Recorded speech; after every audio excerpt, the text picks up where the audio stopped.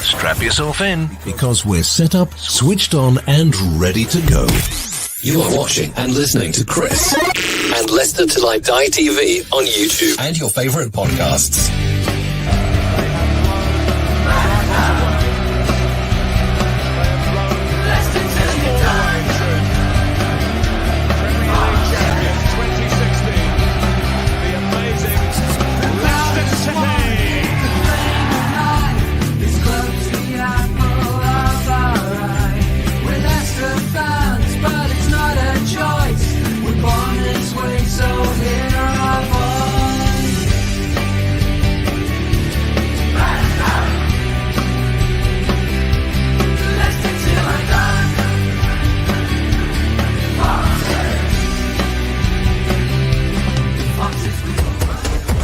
Till I Die TV, your first choice for everything Leicester City. Tune in and join in now. And now, here's your host.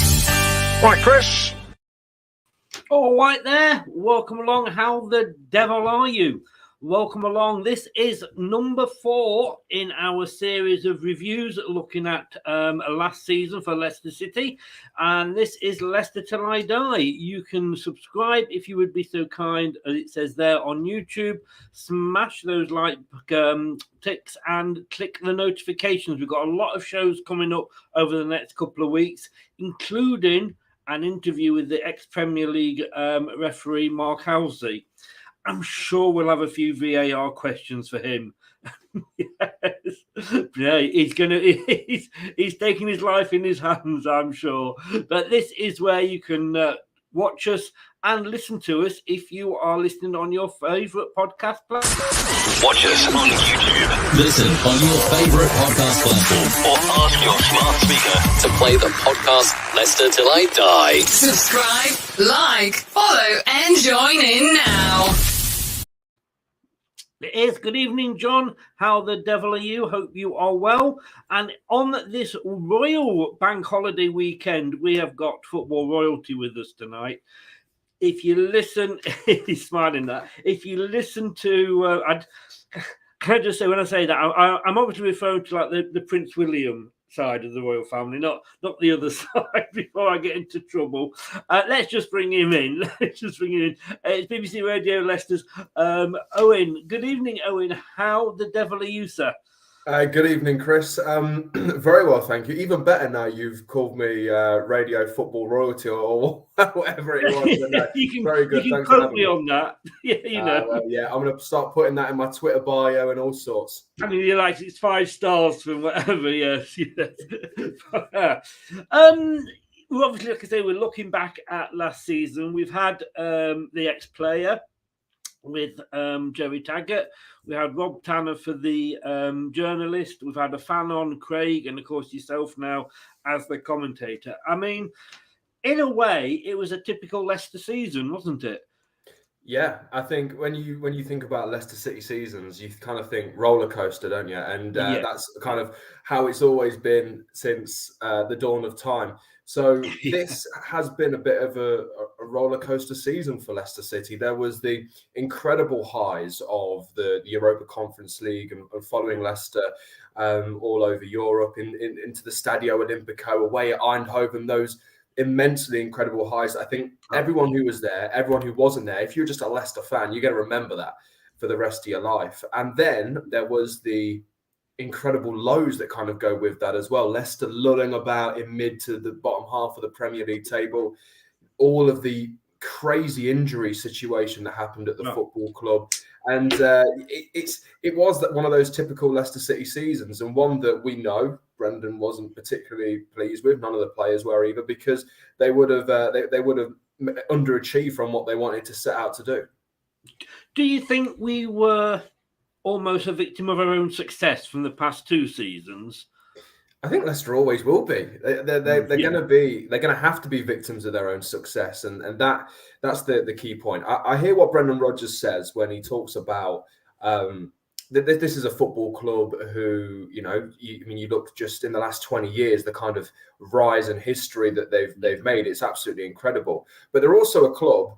And, I'm a massive Leicester fan myself, had a season ticket for years. So I know this from from experience, I'm not like a kind of a newbie arriving at the King Power Stadium.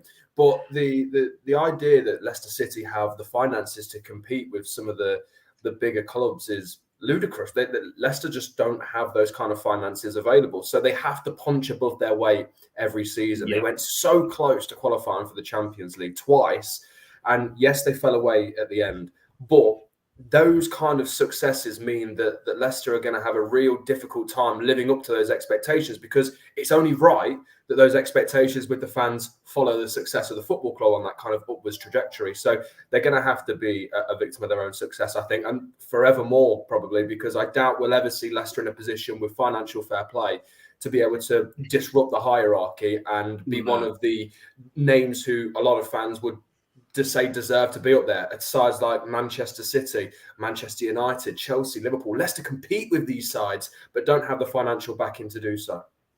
No, but I think it's, okay, we're in that sort of mid position where we're not quite up with the Man Cities and the Newcastles, and like I say, we probably never will be, but we're certainly above the Bolton, Wigans, Rochdale, Oldham sort of thing, I mean, looking back at them, if we sort of round the whole season up, I mean, we started off Community Shield winners. For me, that one, I mean, no one's necessarily a game that might actually last long in the memory, but I was there with my son and I shared that moment of seeing us lift a trophy at Wembley. I mean, it was a great start to the season.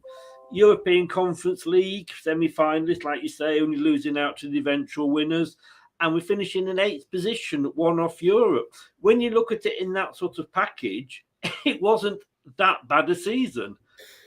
This is exactly what Brendan Rodgers spoke about when I spoke to him after the final game of the season against Southampton, and it was something that when he said it, you kind of go, oh yeah, and you realise about where Leicester may have got to. Clearly, the big disappointment in Europe will always be there, because Leicester have a good enough side and should have gone on to at very, very least the final, and should have probably won that competition. After knocking out sides like Rennes and PSV and then going to Roma, it will always be a disappointment. Kiernan Dewsbury-Hall has said it, Kasper Schmeichel said it, all the playing squad have said it, that they thought they had the quality to go there, beat Roma at the Stadio Olimpico, but on the night they were just edged out. I think when you look at the 7 clubs that are above Leicester in the Premier League this season just gone, obviously you've got your top 6, and you've got West Ham, who, if you listen to what the media are saying, Chris, they had an amazing season. They are, the darlings of the Premier League. They're fantastic. David Moyes, what a job. And Leicester only finished one place below them, and they had this amazing season, but Leicester were deemed to have this very disappointing season. And I was disappointed as well, because we all expect more from Leicester now. But it just kind of shows you the upward trajectory, I think, that Leicester City are on, because of where they're going, what they've achieved before.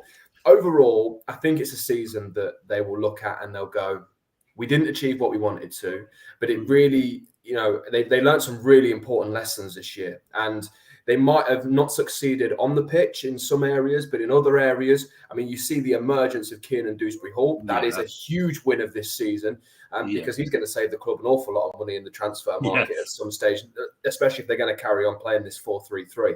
There's so many lessons that they learn on and off the pitch this season that are only going to be useful for them going forward. So overall, a little bit of a disappointing season in terms of what they achieved, particularly in Europe, but loads of important lessons that will hopefully allow them to improve next year. But, I think sort of like the last 2 seasons has been like just Leicester knocking on the door for that 4th and 5th position. But this season, we've had a resurgent Spurs, a resurgent Arsenal, who have been out of it, West Ham, Wolves sort of weren't that far away either. And there's like 6 or 7 clubs trying to get through the door all at the same time. Yeah, and this is something we spoke about on the Football Forum on our season review, I think a week or so ago, and we were speaking about how you look at the investment of some of these clubs that's being talked about this summer, £150 million to spend at Spurs, and then you've got Aston Villa, who have already thrown loads of money at it and seemingly will continue to. Newcastle United have the funds available to go and manipulate financial fair play. That's essentially what they're going to have to do. All the clubs do it, but they're going to have to spend big as well to improve their playing squad. you've got, as you say, the resurgence of Arsenal under Mikel Arteta. They have a 60,000 seater stadium that they fill every week, but they fill it. But these are huge clubs, particularly Spurs, Arsenal, Manchester United, Chelsea, Man City, and Liverpool. They're the clubs that have got finances beyond anyone's sort of dreams. Really, it's a really difficult one for Leicester now, because I think the next season, which kicks off in August, is going to be the most competitive Premier League season ever. Financial fair play seemingly has brought so many teams onto a level playing field. And as you say, you've got the top 7 from this season with West Ham in the top 6. You've got Leicester, Aston Villa, Newcastle, Everton. I'm sure will probably spend big this summer and try and go again. And now they've got Frank Lampard. They seem to be just getting going a little bit more. There's so many teams that are going to be trying to fit into the top 7 places, and it's Leicester's job, with probably the lowest budget out of all of those sides, to try and disrupt the hierarchy again. But we know they like an underdog tag. Oh, yes. I think we're better when we've got that underdog tag.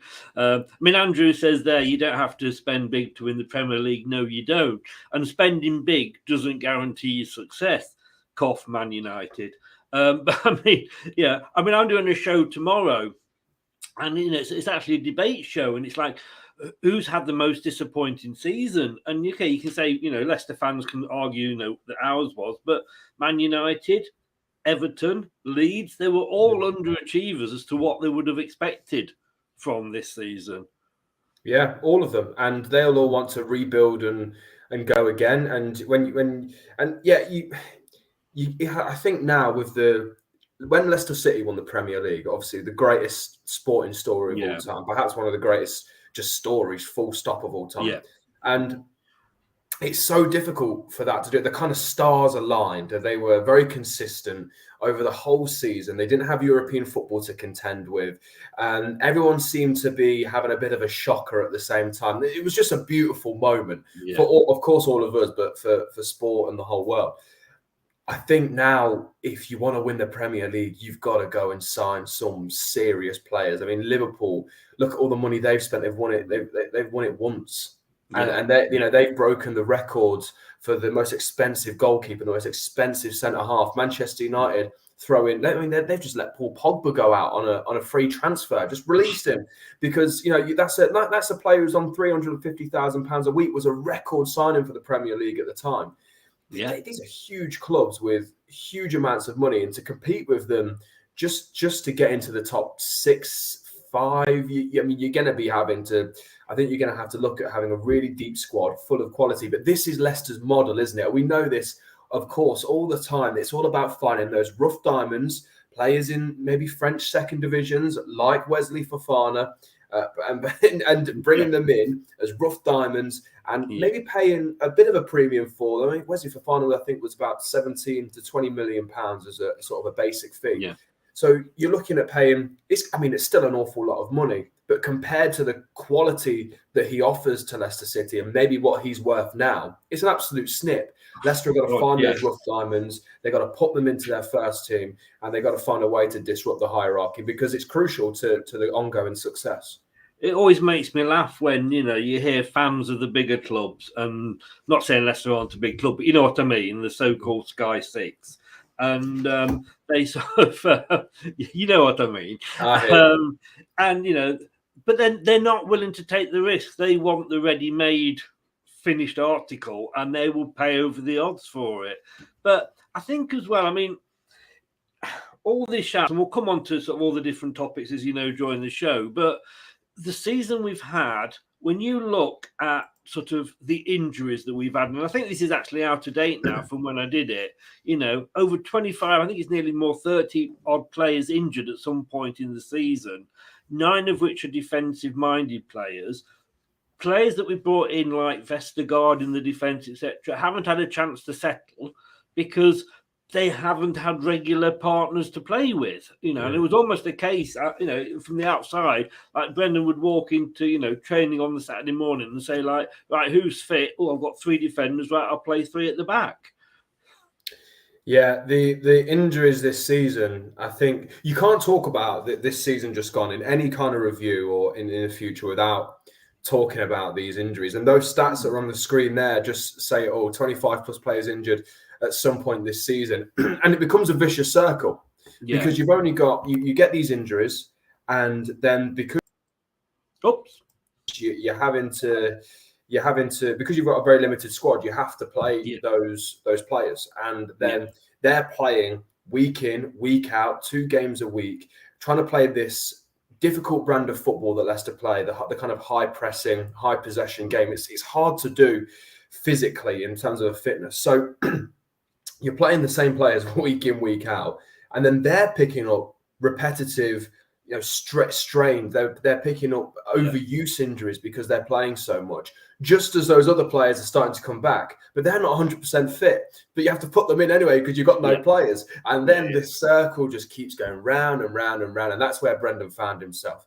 And luckily, when the COVID situation really, really hit around Christmas time, there was a break in, and there was a very little games that Leicester would have to make up at the back end of the season.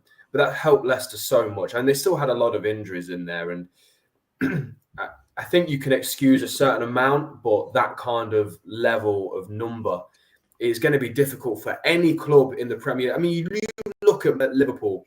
They lost Virgil van Dijk for an entire season, one player, and it almost fell apart for them. Yes. And that just shows you the quality of these Premier League players that start in first teams, and something that Leicester have to be wary of. And in fairness, Brendan never really came out and blamed it that much, did he? No, he was Brendan. When you hear him speaking, he's very level. He never gets too high when they win, never too low when they lose, and that's so important, particularly with the young players that they have in the squad. But you don't. He did blame the injuries at some stages this season, but I think he's right to. But Rob Paternostro from the Leicester Riders always says, nobody cares. Nobody cares if our players are injured. Nobody cares if we're out of form. And I always think it's a brilliant mantra for a coach to go, no one else in the Premier League cares that you've got injuries. No one. No. Particularly Leicester, who were often looked over, I believe. And you've got to go, and you have to go again. And that was kind of the mantra that you saw Brendan taking. And I thought it was one that has to work, because the moment you start blaming injuries, then that becomes one of the excuses. And you hear managers in the Premier League using excuses all the time. For years and years, you'd hear, Man United managers, Liverpool managers moaning about the injuries, and you think, come on, your size of the club, the money you've got, don't come to me with these injuries. But like you say, Liverpool had one, and their season fell apart. I think at the start of the season, it was very much like we expected to carry on where we'd left off. We'd won the FA Cup, we'd finished 5th. Okay, we didn't quite make 4th, but I don't think we failed to get 4th. I think we did very well to get 5th, in my eyes. But the season didn't start quite like we planned, I think it's fair to say. And I think at the start, I was almost turning into an Arsenal fan. I was almost like, we shouldn't be. We should be winning because we're Leicester now, And I think, and it was only after I was told this the other day, and they said they noticed a change in me sort of coming up to Christmas, when it was a realization that maybe this wasn't going to be our year this year. And sometimes, there was the odd season, even Fergie didn't win something, but coming into January. And here's where it all started to go wrong for me. We absolutely had, we couldn't play games because of COVID. And obviously we had, a squad that you have to name for the Premier League. For the FA Cup, you don't have to sort of name a squad. So, we ended up with sort of 1, 2, 3, 4, 5 youth, under 23s and a couple of players that weren't normal starters on the pitch. And we beat Watford, the Premier League team, 4-1. Next game, Forest, we went strong. And this is scary because they've obviously just come up. And they took us apart 4-1. That was, at least we didn't lose the record of going out at the first stage like Arsenal did. They'd still hold that record. But I mean, it kind of that I think was when it really hit home to me that it wasn't going to be our season. Yeah. Did you say Forest had come up, Chris? I've not seen it anywhere. No one's. No, it's very quiet. No. They're being their normal quiet selves, aren't they? And the media are following suit, which is lovely. But somebody whispered it to me. I could be wrong, but maybe you read it in the paper somewhere in the middle of the sports section. Yeah. The FA Cup was a struggle, and you know that Forest game still haunts me now. It was one of the worst performances I've ever seen, and it was really shameful. You can't lose you can't play like that against your rivals, particularly when you're the Premier League side, when you are the side that should be taking control of those kind of games. And I think Brendan, when he came out after that game, and he threw some of his players under the bus, but rightly so. You know, you can't be playing like that. Some of those players clearly didn't understand the level of what a derby day means. I actually often say, I was saying that, like, you know, the players that are coming in from other countries understand how it feels, but they must have derbies in their countries. Yeah, they must do, and it's such a strange one. I just don't know why. I think Leicester really, really heavily missed a trick in that game. And that was not playing Kiernan Dewsbury-Hall and/or Hamza Chowdhury as well. Two local lads who know exactly what this means. They grew up. I spoke to Kiernan Dewsbury-Hall ahead of that game for a big sort of feature interview about his life and how he came through the academy. And then I did a little bit on the end to talk about the Forest game. And you could see it in his eyes. You could see how he was feeling, and he was like, I'm just hoping I'm in that 11. And he told us that he was ready to go. All the Leicester lads were buzzing. All the, you know, Hamza Chowdhury, Luke Thomas, Harvey Barnes, himself, you know, they were all absolutely buzzing and wanted to be involved. And we only really saw one or two of them really on that day. And you just didn't get that. You just didn't get that sense of urgency from them at all. Horrible, horrible day. And I think it made it worse because, like I said, in the previous game against Watford, and now they were a Premier League team, but you know we know they were obviously what sort of team and where they finished, but it was still a Premier League team. But you saw all those names that I mentioned before, and I put up, they were giving it their all.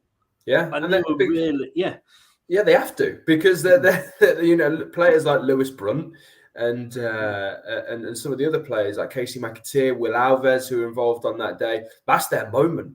That's their moment to go out and shine. Now, I understand that they wouldn't have played necessarily in a game against Nottingham Forest because totally different game, and maybe a little unfair to include some of those. But there was some big names in that starting 11 for the game away at the City ground. I'm like I say, it's still so frustrating to this day. And being in that stadium, being surrounded by Forest fans, commentating on that game, it was just like, oh no, because especially when you know that it's already done with about half an hour to play, it's just like. And it had been so long coming as well, hadn't it? That was the problem. We'd waited so long for it. And everything that went with it. It was like the big build-up to a massive game, and Leicester just did not turn up. Typical Leicester in a lot of ways, isn't it? We're used to. Yeah. So good evening to Dan, Turf Morehouse TV. Yeah, Forest have come up because they've, dare I say, Dan, sorry, I've got to say this, they've replaced Burnley, who have gone the other way. So sorry, Dan. Sorry. He knows I jest. He's my brother from another mother. Talking of Forest, because the rumours are that they have come up. I mean, again, this is another debate show I'm going to be doing in a couple of weeks. I'm very much of the feeling that I don't want them to come up. I would have sooner them have stayed in the second tier. And yes, all right, we're going to get 2 East Midlands derbies next season. But all I think we're going to hear from Forest fans is we're back where we belong. You know, we should be here. And I think I can't put up with that for a whole season. I would have sooner Huddersfield knocked them out and they'd come up. Are you happy they're up because, you know, not obviously, you know, because they're up, but because we can have the derbies, or would you have preferred them to stay in the second tier where some say they belong? You're stuck between a rock and a hard place, aren't you, when it comes to something like this? Because like you say, I mean, Forest, as much as the rivalry might be there, and I grew up in Loughborough, so pretty northern Leicestershire. Yeah. So, and there's that kind of big debate, isn't there? Leicester, do they have a rival? Do they not? And I think it depends on kind of where you're from in the county. If you're from sort of southern, if you're from southern Leicestershire, Hinckley kind of way, all that around that area, then maybe the derby is Coventry. Yeah. Or maybe if you're from northwest Leicestershire, then you're a little bit closer to Derby and Swadlincote and all that kind of area. Maybe your rival is Derby. Yeah. Like growing up in Loughborough, maybe it's Nottingham Forest. Maybe you're all three and you just don't like anyone. But I think the interesting thing for me is that I think it opens up a first East Midlands derby, I think since the 90s, which is going to be fantastic. I think the Premier League will obviously big it up. They're going to be two mega games, but obviously I'm sure, Chris, from your point of view, there's going to be some real nerves in the camp ahead of those two games, particularly fueled by what happened in January. Exactly. I mean, I think there actually are favourites to go straight back down again. So there is the other thing, of course, is. Fingers crossed. Yeah, not only are we getting two East Midlands derbies, but you could say they're 6 points for us. But we might be pushing it a little bit by saying maybe. But we'll have to wait and see. I think Huddersfield were really unlucky though. Should have had 2 penalties. They should have, and I'm sure we will discuss that and VAR with Mark Halsey when I speak to him next week. But I mean, I would have liked Luton to have come up. I'm going to be totally honest with you, but it wasn't to be. No. But forgetting the FA Cup and forgetting Nottingham Forest for a few months at least, of course, Europe, we were in the Europa League. And again, I read it. I mean, I looked at this and thought, right, well, when we got the Champions League, we had probably the best group we could have hoped for. With what we couldn't have picked a better one ourselves, I don't think. And last season in the Europa League, it was the same. But this season, it was a tough group that we got drawn into. Very tough group. When you see some of the teams, particularly Napoli and Spartak Moscow, they were two very, very tough teams that Leicester had to go up against and try and find a way through. Obviously, Patson Daka leading the line fantastically in Russia and scoring 4. And they were almost through. I mean, they should have had that. They should have had the group wrapped up way before then. I think you have to, particularly winning your home games. Vardy missing that penalty in the last few minutes, of course, and then giving up a 2-0 lead against Napoli at home in the first game. It was going to be really, really tough, but they were almost through and let it slip on the final occasion. It was a bit of an epitome of the season, I think. It was. I mean, to be honest with you, I know we were 2-0 up against Napoli, but you've given me 2-2 at the start of that first game, I'd have bitten your hand off. It was, this is Napoli. But I know that last day, I think there was all three of the teams were top at some point. It was a weird group. But we got through well. I mean, I don't agree with clubs that like finish third should then drop into the competition below. Like when Man United nearly won the Europa League against Villarreal, that would have almost been like rewarding them for failure in the Champions League. But we were in it. It was, a new cup that was coming along. Again, you got the Arsenal saying, "Oh God, I'm glad we're not in that. We didn't want to be in it in the first place," and all this. But it was nice. It was nice, and we got some really good games out of that. And a lot of people. I mean, were you one of those that would have liked to have finished second where Napoli were, but then you'd have got Barcelona, and you'd have probably got knocked out, but you would have played Barcelona, or would you sooner have had the extended run that we had and still played some really big teams? I think any Leicester fan, on the night they got knocked out and put into the Europa Conference League, any player, the manager himself even said he didn't really know what the Conference League was. I think everyone says they want to go through. I think that's just the be all and end all. And I was not looking forward to the Europa Conference League. Really, I didn't think it was a competition that was going to provide us with good games. And when you look at some of the sides that were left in it, and clear, this is always the thing. I mean, people might look at sides like Rennes, for example, and they're a great side. But on the eye, you might if you don't follow Liga 1, then you might look at them and go, well, they finished 5th in what some people call a farmers league. What's good about that sort of thing? But the journeys that it churned up, the memories I think that come with it, I think it was brilliant. It was so good. Going to Eindhoven, going to Rennes, going to Roma. They were brilliant trips that every Leicester fan will remember forever, particularly the Eindhoven one if you're in Eindhoven, when Ricardo scored that away end going absolutely wild. I think when the goal went in and I was screaming at home, we were really close to the Eindhoven fans and Pipes was just kind of shrinking into his seat, trying to turn away. But I thought, no, we've got to go for this one because it was massive. I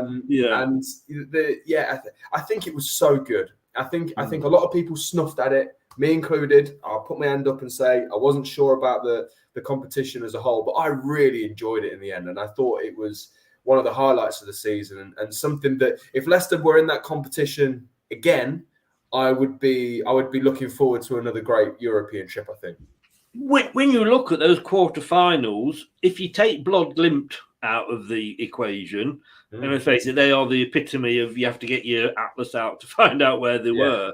But the other 7 teams in those quarterfinals, including ourselves, were all teams that have been in the Champions League within the last 10 seasons. So you look at Jose Mourinho when he won it, you tell him that it wasn't a cup that matters. Yeah, and I think UEFA get a lot wrong. They do get a lot wrong, but they got that right. I think the way that they did it. And I think the Europa League rule of teams dropping into that competition helps it a lot. Actually, because you get those bigger teams that maybe have surprisingly fallen out of Europe, like Leicester, going into that competition. And I think it really. I mean, look at the semi-finals: Feyenoord, Marseille, Roma, Leicester. They're 4 big teams now, but even Leicester might have looked at that. They were respectively in their country. They're they're not as big as what Roma are in Italy, and what Marseille are in France, and Feyenoord in the Netherlands.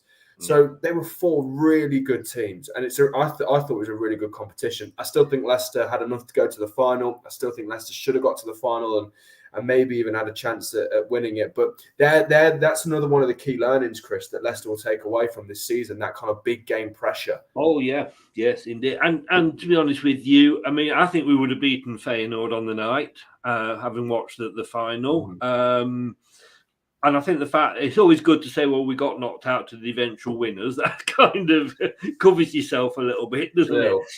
And I mean, it was and I don't care what fans of Arsenal and Spurs and all that would say, they would have given anything to have been in the semi-final that night and have that atmosphere. Yeah. Spurs haven't won anything for God knows how long. They'd take a trophy out of anywhere. Yeah. In fact, those that watch this show regularly, and seeing as you mentioned Tottenham and sort of not having won a trophy for a long time, well, let's just do this. It's time for the Daily Spurs.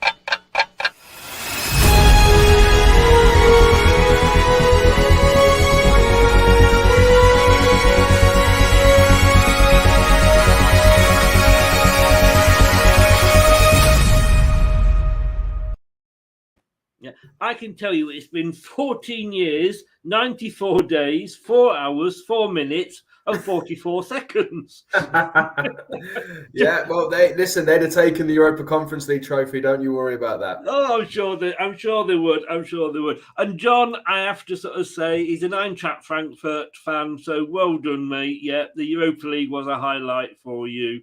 I always say I don't like Scottish football, but I was kind of a little bit thinking, go on, Rangers, you can do it. But, yeah. Well done, John. Well done, John.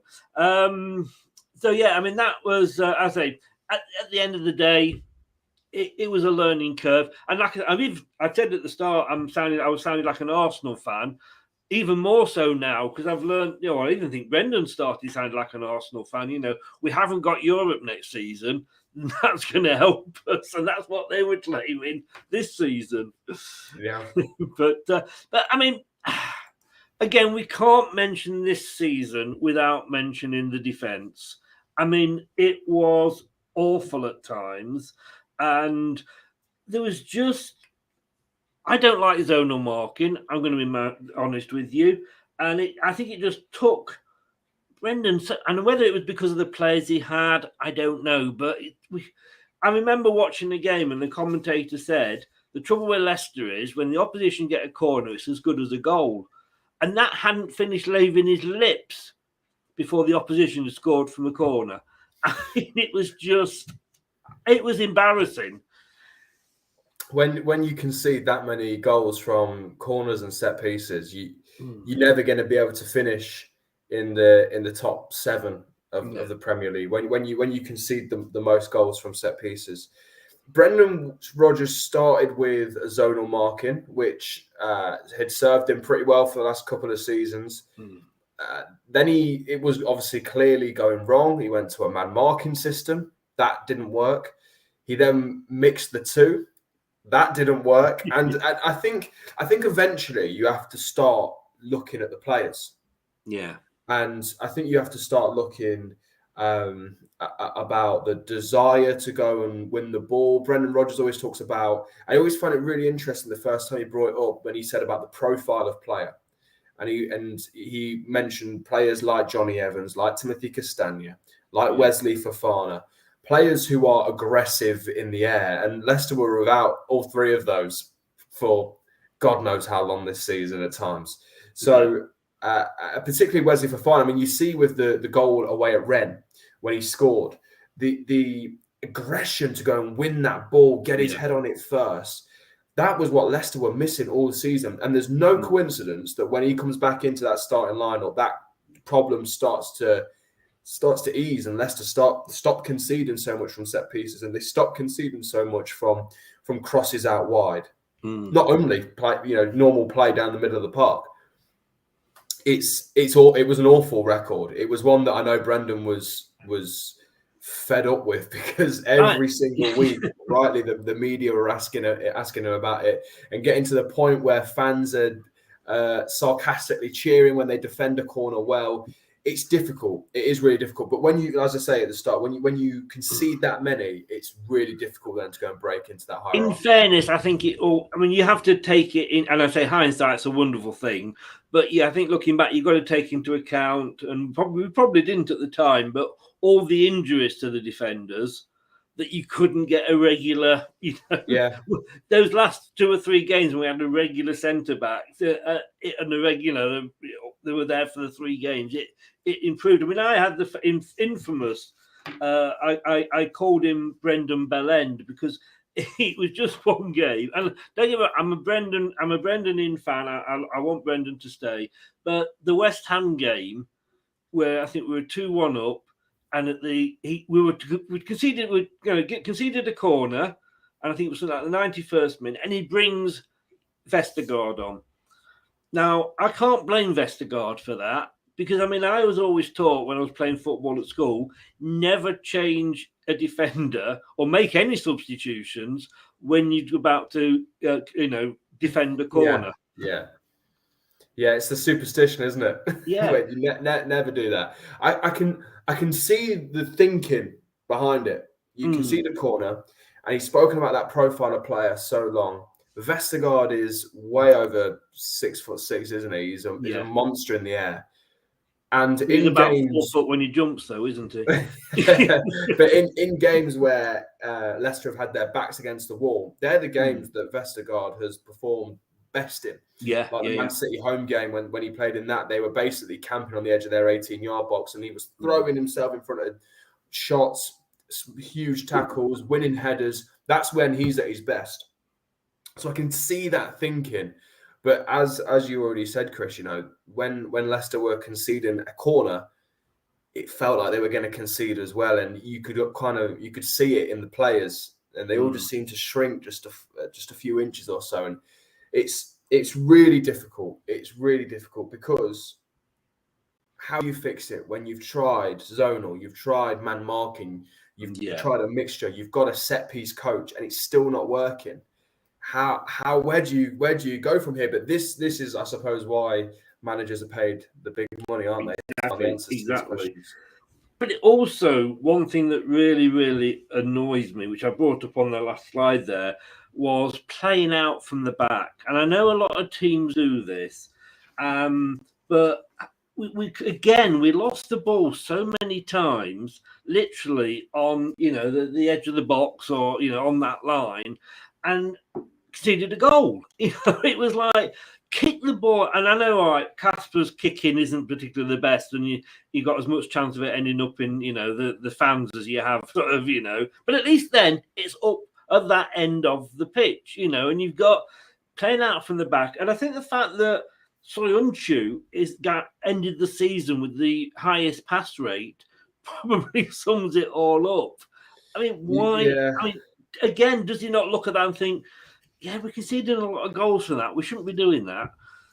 I think I mentioned earlier about the way which Leicester play, which tactically is something I'm really fascinated in, because it's really difficult to play it because you've got to be super fit and to be able to press the game like Brendan wants them to. But you also got to be super good on the ball, because he wants players to take the ball in pressurized areas. And this is why James Maddison's really shone this season, because he's one of those players. He can pick the ball up between the lines, between players in tight areas, and keep it, because he's great with his feet and he's great with the ball, and he's got good spatial awareness, and he knows where his teammates are, and he can fire it off and play into spaces. That's why he's really good.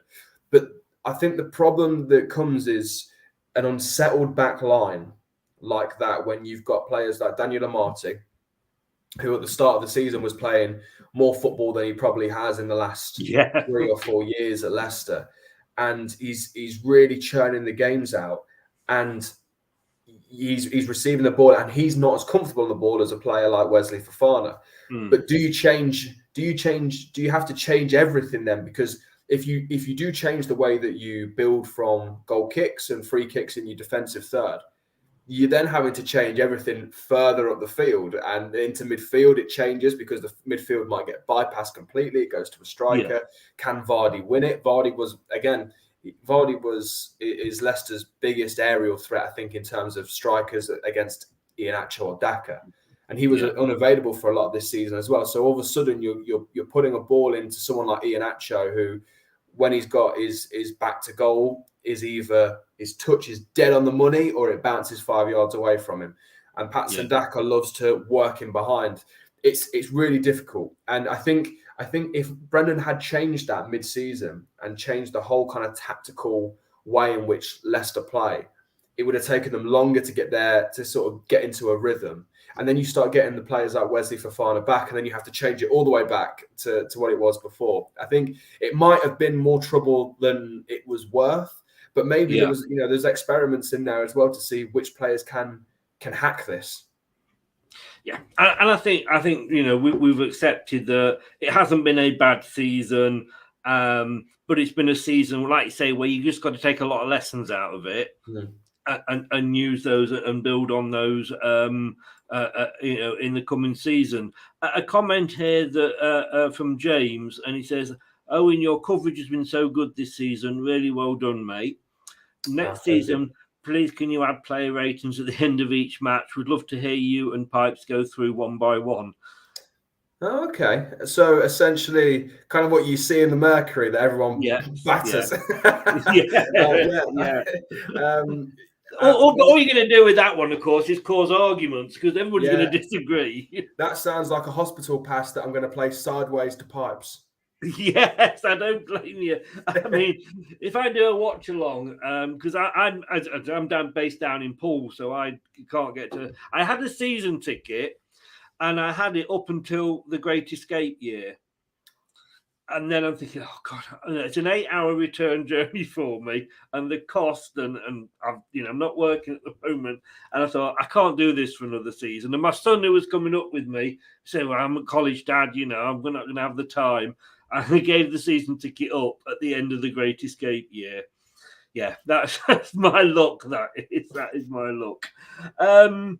But even when I do the watch-alongs, we see the points come up on the, for each player. Nobody ever agrees with them. It's all a matter of opinions, those, aren't they? But it's all subjective. Yeah, I'm obviously conscious of the time for you here. So just to round off, the manager. I mean, I've criticised him and I think he's got things wrong. I could say certainly with the Vestergaard substitute, but he's come in for me to do a project, and that's bring the youth through, which he's very, very good with, and a lot of fans have been calling for his head this season. He's not going to go, is he? We're not going to let him go. The board are going to back him. Well, I think that there's two answers to this question, and there's what we know from the football club on a factual basis, and there's my opinion, and I think they're both the same. I think Brendan Rodgers is here to stay at Leicester City, and that's something that personally I think is best for the football club. The reason that there's a few reasons for this. The first reason is the kind of outline of where Leicester want to be, right? And Chris, you're a fan. There are thousands of fans, of course there are, and right now, the expectations have risen to a point where you want Leicester to be winning trophies and you want them to be trying to qualify for Europe and have these brilliant European days. I don't think the expectations are finish in the top 4, win the Premier League. I don't think that they're the kind of expectations anymore, particularly with the amount of money being invested elsewhere in the Premier League. Yeah. So to do that, and we've already spoken about this, you've got to go and find players who are young, and you've got to improve them, because Leicester can't compete with, you can't just go out and buy the ready-made product. And buying a ready-made product is even harder these days because everyone's after them. The expectation, the price of the player, the wages, the fans getting on their back when they don't settle immediately. It's really difficult. Is there a better manager right now who it has a track record of bringing players through as youth products, coaching them, being a coach, developing them, and bring them into the first team, and eventually, not all the time, everyone makes mistakes. I make mistakes on commentary all the time. It's absolutely fine. Everyone does it. Yeah. Well, you've got to find the manager, the man, who's going to bring in these kind of products, if that's the policy of the football club. And that is the policy of the football club. And he does that, I think, better than anyone in the Premier League. I think Kieran Dewsbury-Hall is a shining example as to that this season. James Maddison taking his game to another level, bringing through Luke Thomas breaking through. Wesley Fofana in there as well. The improvement of Wilfred Ndidi's passing game, which has been so overlooked. I mean, I know he's been out for a while, but when you saw Wilfred Ndidi playing before, or when Brendan arrived, and before that, his passing was not the best. That is so much better now. Jamie Vardy, he's got him back after a couple of years under Claude Puel playing a different brand of football. He's got him back playing in that way. Kelechi Iheanacho finished the club's top goal scorer the season before last. Yeah, these are all players who are improving under Brendan Rodgers. I think you've got that. I think you've got the way that he understands the club. You've got the way that I just think he's the man for the job. There have been some mistakes this season. Every manager makes mistakes. That's absolutely fine. Some of which he's held his hands up to. Some of which he kind of held his hands up to and said he couldn't really explain at the time because, like the corner thing, he was trying to work that out. I think the refresh this season in the summer, this is one of the biggest summers, I think, ever for Leicester City. Indeed, yes, it is. It is. Like you say, we've also got to accept that we're Leicester, and we probably would never be able to attract a Pep Guardiola or that sort of a manager anyway. So, like you say, when you're saying to people, and early on in the season, well, all right, you want Brendan out, who do you want in? And they they'll throw Graham Potter at you, or anything. Well, we know we're not going to be any better off, really, you know. But I want Brendan to stay, and you know, I hope he does, and I hope he's here. I think as some clubs and managers go together, and I think Leicester and Brendan Rodgers, and I think we've got to accept as Leicester fans, when we win, we've got to enjoy it when we win it, but it isn't going to happen necessarily every single season, you know. But yeah, and I mean, he's outlined before when he first came to the club, he said it, and he said it to me numerous times as well about the three things that he wanted to do when he came through the door. The first one was develop youth and bring them through the first team. The second one was challenge and win trophies. And the third one was try and qualify for Europe if we can. They were the three objectives outlined by the club to Brendan Rodgers. He's qualified for Europe in his 3 full seasons, twice. He's won the FA Cup and the Community Shield and brought through at the very minimum 2 first-team players in Luke Thomas and Kieran Dewsbury-Hall. Yeah. I think that's pretty successful in terms of if you're going by what the club outlined to him. If you're going by those expectations, he has fulfilled all 3 of those expectations. So I think the club are really happy with him, and I think he's definitely here to stay.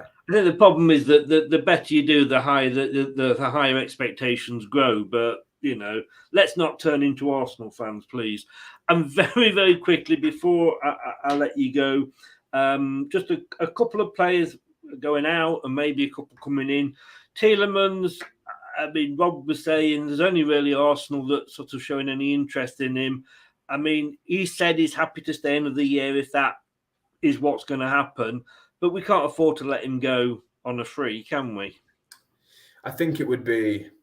I don't think personally Youri Tielemans will go on a free transfer. I think it will. One of 2 things will either happen this summer. He will leave the club and Leicester will get probably somewhere in the region of their money back, essentially, on Youri Tielemans, or he won't leave the club this summer. And I think if that is the case, I can see him signing a new deal, Chris. I really can, because we saw that with Harry Maguire, didn't we? I didn't realise that until Rob told me that that's what Harry Maguire did. And big up to Harry Maguire for doing that, and credit to him, because I don't think a lot of fans necessarily know that he did that. But because I said to Rob, why doesn't he just sign a contract that says if a Champions League club comes in for him, he can go? A bit like Jack Grealish, you know, but that would be great if he could, because then we don't lose out. Yeah, and it helps protect the football club, and I think I can just see that happening. I think Yuri's a really understanding, nice guy. I think everyone kind of gets that impression from him when you hear him talking in interviews, and I think he does love Leicester City. Otherwise, you know, I don't think he would have come to the football club, and he will go down as a legend and will be immortal for Leicester in their folklore forever because of the FA Cup final goal, plus all the invaluable contributions that he offers to the side. But like I said, I think that's what's going to happen. I think we either see him leave this summer, Leicester get their money back, or he stays, signs a new deal, and maybe goes next year. Yeah, brilliant. Papa Mendy. I mean, I like this player, and I think when we haven't got Ndidi fit, I think he fills in very, very nicely. Probably a little bit peed off with the fact that he wasn't included in any squad at the start of the season. We know the reasons why. Is he on the way out, do you think? Is he one of the ones that's going to be going? It's a difficult one, this. And I think Papi Mendy and Wilfred Ndidi are the two better holding midfielders at the football club. Ndidi's better at, jumping out from that holding midfield role and defending the space. Papi Mendy's better on the ball, but can do a little bit of that. They kind of really, if you put them together, you'd get almost the perfect holding midfielder, I think. But I think it depends on what Papi wants. If Papi Mendy wants to play week in, week out, then Leicester City is not the club for him. Yeah. And that's clear. If he's happy to play, maybe you're looking less, especially next season when there's no European football, you're talking less than 20 games maybe for Papi Mendy. Like maybe you're talking around 10 to 15 games a season, or 10 to 15 appearances. If he's happy with that, then I think Leicester will definitely keep him. And I think the Papi Mendy thing hinges what happens there will hinge on maybe Hamza Chowdhury and where he will be next season as well. Yeah. We've got to sign Lookman, haven't we? I mean, he's just been a revelation when he comes on, he gets, you can feel the buzz you can hear the buzz in the crowd, and fans have said this, when they've been at the game. I mean, if we paid 15 million for Vestergaard, no disrespect to him, this guy they're saying and quoting the same money, we've got to sign him. Yeah, I think that the official kind of number that's going to cost Leicester is 14 million, which when you consider a winger of his quality and what he's added to Leicester this season, I think it's a bargain. Yes. But Brendan Rodgers in his final press conference of the season spoke about the balance in the finances, and that's going to be really important for Leicester this season. They have areas where they want to improve. One of those areas is a centre half, particularly a left-footed one. They want a left-footed right winger and a centre midfielder as well. So they want to get those ones tied up. It might be a late one, I think. I think we might see Ademola Lookman's deal go all the way, almost maybe, and see. I don't know how long is kind of the kind of option to buy is valid for, but that it's certainly one that needs looking at, because if they don't do it, it's because that the funds aren't there. Yeah. After they've gone and signed out their main targets. Brendan says he wants to do it. It's just a case of making sure the key areas in the squad that they have to improve are improved this season. And once they've done that, I think they'll look at Lookman then. But personally, I'd love to see him at the football club. I don't think he'll play on the right-hand side, though, if they do, because I think it'll be more competition for Harvey Barnes on the left. He is very much, and when he was at Fulham, they said he plays better on the left-hand side. Yeah, that's where he scored that goal against Liverpool as well, which sent the King Power Stadium rocking. Yeah. Last one. You mentioned centre-back there. I'm a big fan of this guy. I lived in Burnley for 20-odd years. He's available on a free. We were linked with him literally every transfer window for the last 3 or 4. Johnny Evans, I mean, he's probably going to sign another year's contract. But worrying with that is a bit like with Jamie Vardy. Not that they can't do it, but if they get the injury, it's just taking them that bit longer to get fit. James Tarkowski, I'm going to say him. I mean, to me, he's got that experience and that, because we know that when Evans is playing, the defence is better. And I think when he's out, if he's injured, we do struggle. And I think, for me, Tarkowski could possibly fill that role. I totally agree. Totally agree. When you look at where Leicester have been weak this season and where they need to improve on set pieces, one of them, I think Tarkowski's up there with Grant Hanley for the most headed clearances in the league. He is a leader. He's a voice. He's very, very experienced. And on a free transfer, I don't see why not. Yes, it's going to eat a little bit more into your wage budget because that's just the nature of it. You don't pay a transfer fee, so the money is poured a little into the wages. But James Tarkowski is a free agent who, if no other clubs come in for him, will be playing in the Championship possibly next season with Burnley. So I think he is one that will. He's Premier League quality. I think that's easy to see, and I think he'll be one that they'll definitely be looking at. They've been looking at him for a long time. Everyone understands that. Don't need me to tell you to sit here and say that. I think it's pretty common knowledge these days. But I think that's one that they should definitely do. And the free transfer helps, especially what we've been saying about Ademola Lookman. If they get that free transfer for James Tarkowski, they can get the winger and centre midfielder in that they want. Then, by not spending on the centre-back option and maybe recouping a bit of money from a centre-half that might be leaving the club, then Ademola Lookman's transfer then becomes a no-brainer. Brilliant. I'm conscious of the time. Thank you so much for coming on. I live down in Poole in Dorset, so unfortunately I don't always get to hear at Radio Leicester. I presume the football show Monday nights is going to go throughout the off season. Oh, it always does. Yeah, the football forum every Monday night, 6 till 7 on BBC Leicester. Or every Monday night without fail. So make sure you join me, Pipes, and a couple of invited guests on that. Chris, it's been a while since we had you on, mate. I think you'll have to come on and join us one time. Anytime, mate. Just let me know. I'll be happy to come on. Sounds good to me. I will never do a show at 6 o'clock on Monday because it clashes. Yeah, quite right. You've given your time up when we really, really do appreciate that. Thank you so much for that, and take care. And like the guy said earlier, coverage has been great. Just keep it up and carry on. And here's to next season.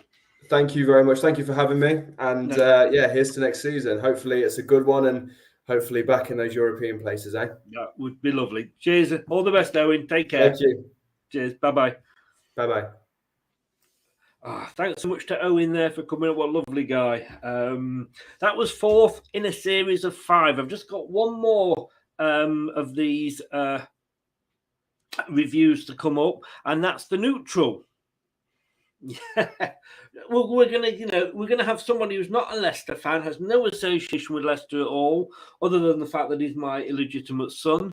Although having said that, he's bold and a ginger, so he's nothing like me. But you know what these ginger-haired offspring are like. They always have funny fathers, don't they? But Dan will be joining us next week, and he'll be doing the final one, looking at it from the neutral. We've basically covered it at all angles. Leicester season from an ex-player's perspective, from a journalist's perspective, from a fan's perspective, now from a commentator's perspective, and the 5th one, I could say, from the neutral's perspective. That's coming up next Tuesday, I believe it is. Let me just have a look. The first show we got coming up is tomorrow. But I've got to tell you about this one first of all. I mean, it is massive. I'm so glad to have this gentleman coming on.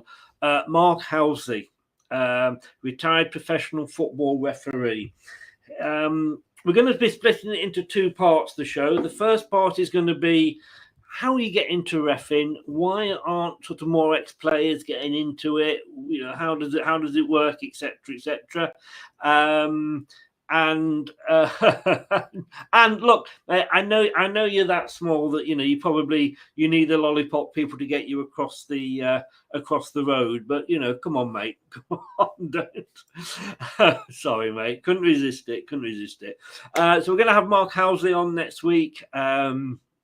It will be pre-recorded, so I'm really looking forward to that. He's agreed to come on. He says there's no holes barred, so we'll be coming, like I say, his career and how a ref, how you get into it, etc. And also, from why say more ex-players aren't doing it. Second part of the interview, we are going to be talking VAR.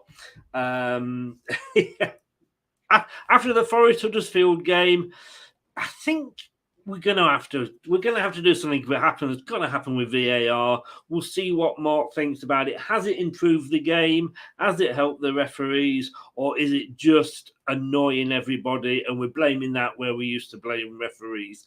And guys, if you're watching, welcome along to Ant. Do get over to Ant's Leicester fan channel. It's a great fan channel. He's coming on next week with us, so he's great. We do a lot together. Get over there, give him your support. So we've got that. We've then got the debate show. This is coming up on tomorrow at 9 o'clock. It is the debate show.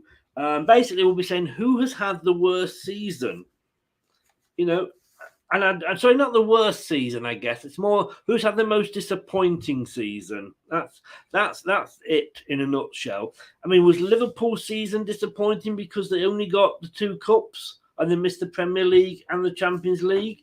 Was Leeds, they were looking at finishing top half, maybe even sort of 6th or 7th. And look where they finished. Everton. Everybody says about Leicester having an inconsistent season. So was ours the most disappointing season, or was it Man United? Do you know what? We're going to be finding out. It's not going to be a sort of, we're not going to decide that this person has, but we're just going to debate it. We're going to talk about it, and it's all going to be about opinions. We've got an Everton fan, a Leeds fan, a Leicester fan, and a Man United fan as well. So they will all be talking that as well. What else have we got coming up? Well, going into next week. Not going into next week. Going into Sunday, we'll be covering the Wales versus Ukraine playoff for the World Cup in Qatar. I can't believe it when I say that. I still can't believe I'm saying that. World Cup in Qatar in December. I mean, I don't know what was more satisfying. Ukraine actually winning the game because of what's going on for them at the moment, or Scotland losing it. Yeah, I think it was Scotland losing it. 4:30, join us for a watch along on that. And if you're watching and you want to come on and do the watch along with me, let me know. That would be great.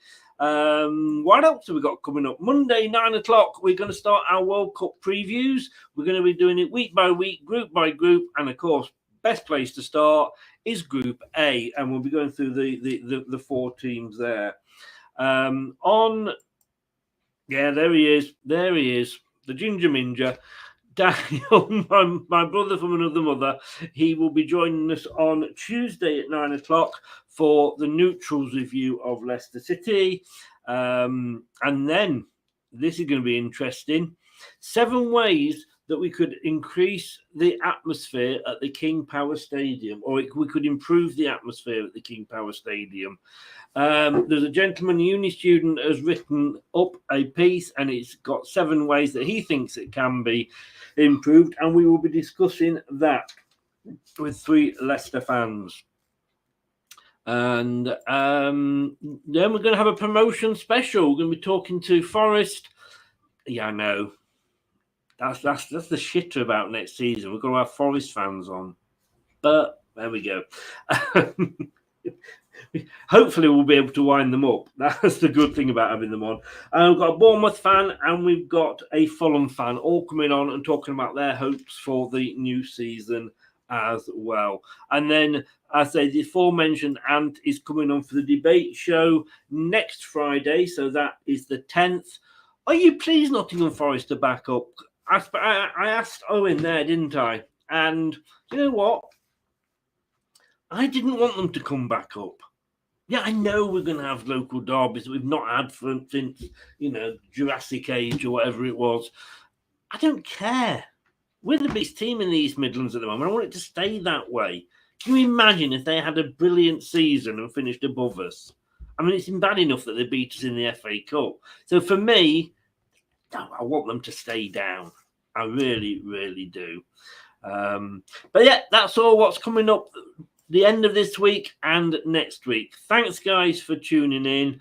Please, if you do get a chance and you haven't as yet, please get over onto the YouTube channel, Leicester Till I Die TV. Subscribe if you haven't.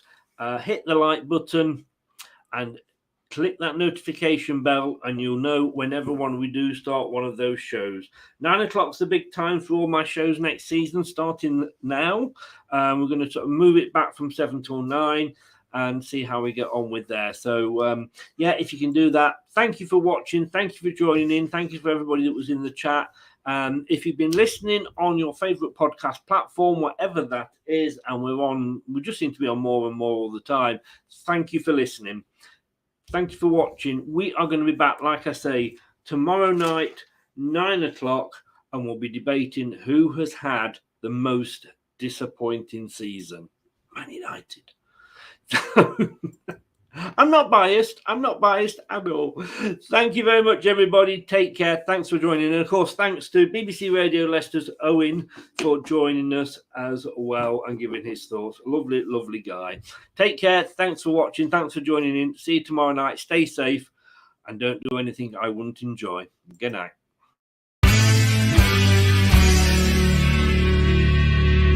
Thanks for watching Leicester Till I Die. This is Chris saying goodbye and see you next time.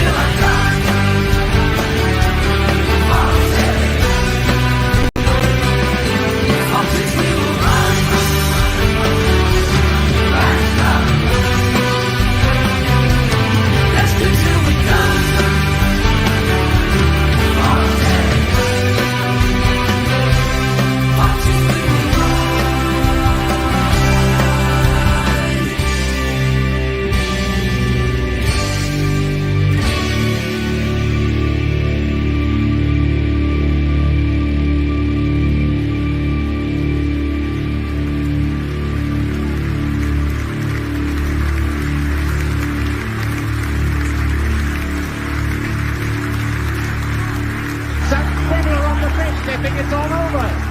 It is now.